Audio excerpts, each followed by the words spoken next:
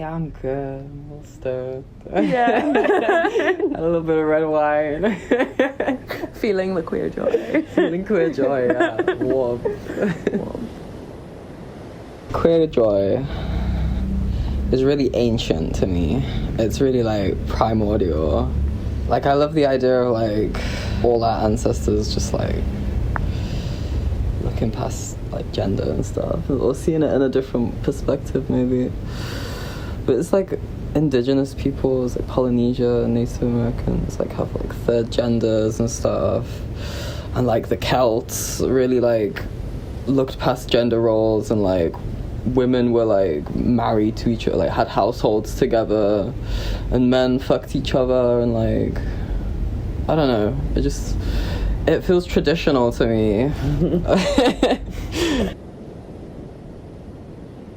I'm living in a squat or in informal settlement, and I just started seeing these women who were like wearing dungarees and short hair, and were doing carpentry and plumbing and like all these things that were about men and not about women. Be queer and not worry about the fact that I'm queer. That's what I immediately thought about. Yeah, it is actually queer safety and not queer joy. Yeah. And I don't think I allow myself a lot of queer joy. Like my first year here, I went to a Halloween party and I wore a rainbow flag as a cape, and I felt like I was flying.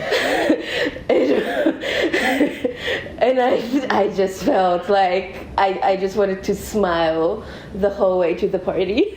Like I'm on the metro with a giant rainbow flag on my back right now.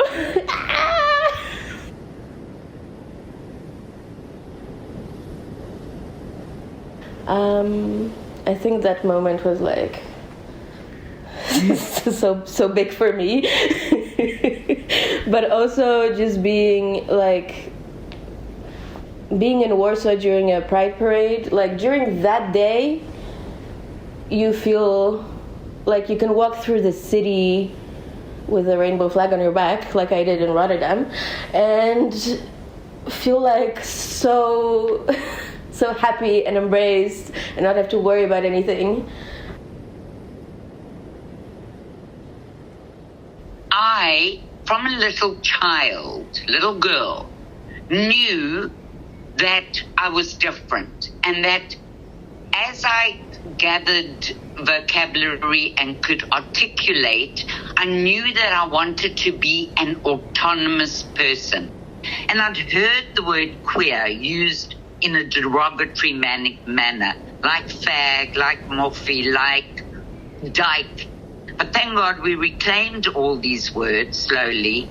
And I would say that I was one of the people who fought for the reclamation of queer identity and lesbian identity. Whatever identity feels most difficult to say, I'm going to say it and reclaim it. I find queer joy in closeness. I think, closeness in many ways. I think physical closeness, intimacy, or a party where you're all sweaty bodies, like stacked on each other. But I also think it's a kind of, how would you say, siblinghood? Like feeling a connection to other queers.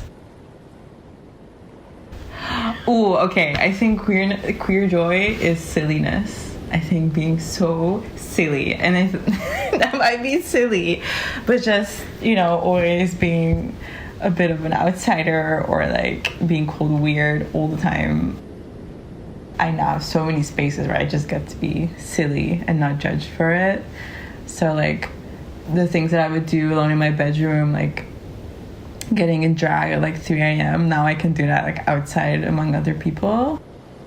I don't know. I think as an artist and being like Black and neurodivergent and everything, I have a very strong decolonial agenda in a way. And I think also just personally, I've always looked differently at like societal structures and felt I just didn't understand them. So to also be queer and have even more, I don't know, opportunity to think outside of these boundaries, I think that's great. The most joyous queer thing that ever happened was I phoned my mom and I said, Mom, I've got to speak to you about something. And she said, what is it, my darling? And I said, it's about my sexuality. She said, is something wrong? I said, no, nothing's wrong, but I just want to tell you that I think I'm a lesbian. She said, well, then are you happy? I said, yes, I'm happy. She said, well, then I'm delighted for you, darling, and I will support you forever. When I look back now, and I'm turning 70 in October, I just think I have such wonderful memories of being a very proud queer lesbian, very proud.